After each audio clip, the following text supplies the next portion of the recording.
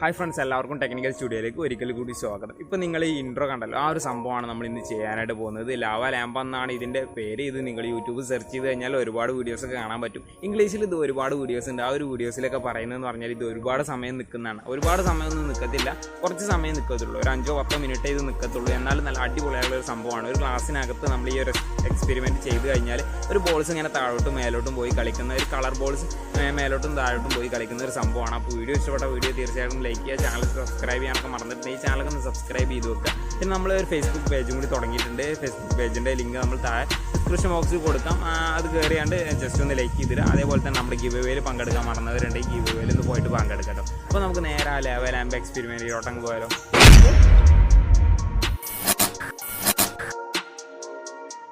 അപ്പോൾ ഈ ഒരു എക്സ്പെരിമെൻറ്റ് ചെയ്തെടുക്കാനായിട്ട് നമുക്ക് കുറച്ച് സാധനങ്ങൾ ആവശ്യമുണ്ട്. അപ്പോൾ നമുക്ക് ഫുഡ് കളർ എടുത്തിട്ടുണ്ട്, അതേപോലെ തന്നെ 2 സ്പൂൺ ബേക്കിംഗ് സോഡ എടുത്തിട്ടുണ്ട്. പിന്നെ വേണ്ടത് സൺഫ്ലവർ ഓയിലാണ് നമ്മൾ എടുത്തിട്ടുള്ളത്. ഏത് ഓയിലായാലും യാതൊരു കുഴപ്പമില്ല. അപ്പോൾ ഓയിൽ വേണം, അതേപോലെ തന്നെ വിനെഗർ വേണം. വിനെഗർ കുറച്ച് മതി കേട്ടോ.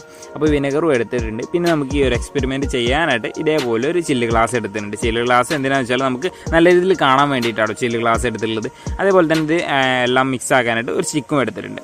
അപ്പോൾ ഇനി നമുക്ക് ആദ്യം ചെയ്യേണ്ടതെന്ന് പറഞ്ഞാൽ ഈ ഒരു ബേക്കിംഗ് സോഡ എടുത്തതിന് ശേഷം നമുക്ക് ഈ ഒരു ഗ്ലാസ്സിലോട്ട് ഇട്ടിട്ട് അതിൻ്റെ അടിയിൽ നല്ല ലെവൽ ചെയ്ത് കൊടുക്കണം. അപ്പോൾ നമുക്ക് ഇതേപോലെ ബേക്കിംഗ് സോഡ അങ്ങ് എടുത്തതിന് ശേഷം നേരെ ഇതിലോട്ടങ്ങ് ഇട്ട് കൊടുക്കുക. ഇത് 2 സ്പൂൺ ബേക്കിംഗ് സോഡയാണല്ലോ കേട്ടോ നമ്മൾ എടുത്തിട്ടുള്ളത്.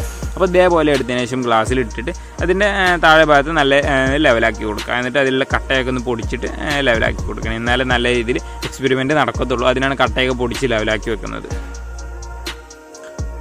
അപ്പോൾ ഇതേപോലെ സ്റ്റിക്കൊക്കെ ഉപയോഗിച്ച് കട്ട ഒക്കെ പൊട്ടിച്ച് അത് ലെവലാക്കി വെച്ചിട്ടുണ്ട്. ഇനി നമുക്ക് അതിലൂടെ ഈ ഒരു ഓയിൽ നമുക്ക് അങ്ങ് ഒഴിച്ചു കൊടുക്കണം.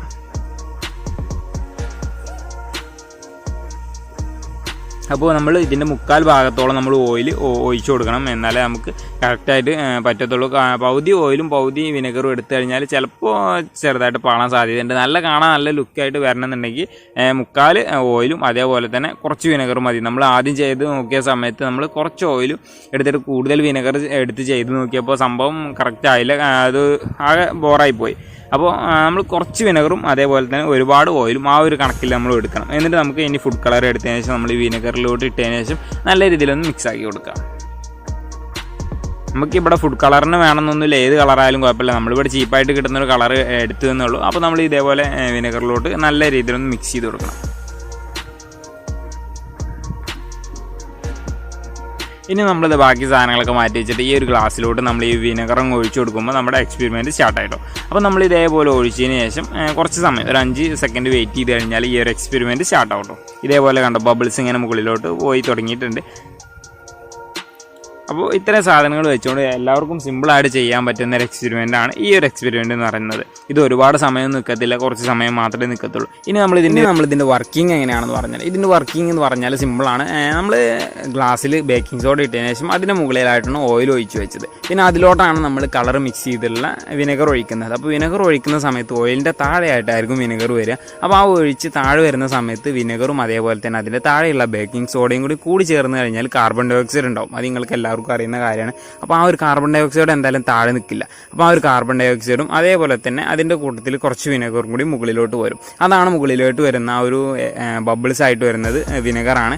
വിനെഗറും അതേപോലെ തന്നെ കാർബൺ ഡൈ ഓക്സൈഡാണ് മുകളിലോട്ട് പോകുന്നത്. എന്നിട്ട് മുകളിലോട്ട് വന്നതിന് ശേഷം ആ ഒരു കാർബൺ ഡൈ ഓക്സൈഡിനെ പുറത്ത് വിട്ട് കഴിഞ്ഞാൽ പിന്നെ വിനെഗർ വീണ്ടും താഴോട്ട് തന്നെ പോരുന്നതാണ് ആ ഒരു താഴോട്ട് വരുന്ന ബബിൾസ് എന്ന് പറഞ്ഞാൽ. അപ്പോൾ അത് വീണ്ടും താഴോട്ട് വരും. എന്നിട്ട് അതേപോലെ ഇങ്ങനെ തുറന്നുകൊണ്ടിരിക്കും. ഈ ഒരു വിനെഗറിൻ്റെ അതേപോലെ തന്നെ ബേക്കിംഗ് സോഡയുടെയും പവർ തീരുന്നത് വരെ ഈ ഒരു എക്സ്പെരിമെൻറ്റ് ഇങ്ങനെ തുടർന്നുകൊണ്ടിരിക്കും കേട്ടോ. അതുകൊണ്ടാണ് ഇത് 5-10 മിനിറ്റ് മാത്രമേ നിൽക്കത്തുള്ളൂ എന്ന് പറയുന്നത്.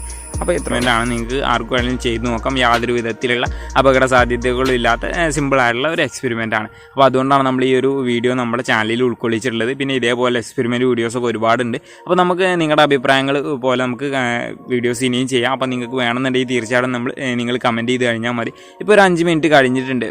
ഇപ്പോൾ കണ്ടോ, എക്സ്പെരിമെൻറ്റ് വളരെ സ്ലോ ആയിട്ടുണ്ട്. കണ്ടോ, അപ്പോൾ വളരെ സ്ലോ ആയിട്ടുണ്ട്. അപ്പോൾ ഇത് ഒരു 10 മിനിറ്റൊക്കെ ഇത് എക്സ്പെരിമെൻറ്റ് തുടർന്ന് പോകത്തുള്ളൂ. അത് കഴിഞ്ഞാൽ ഈ എക്സ്പെരിമെൻറ്റ് അങ്ങ് നിൽക്കും.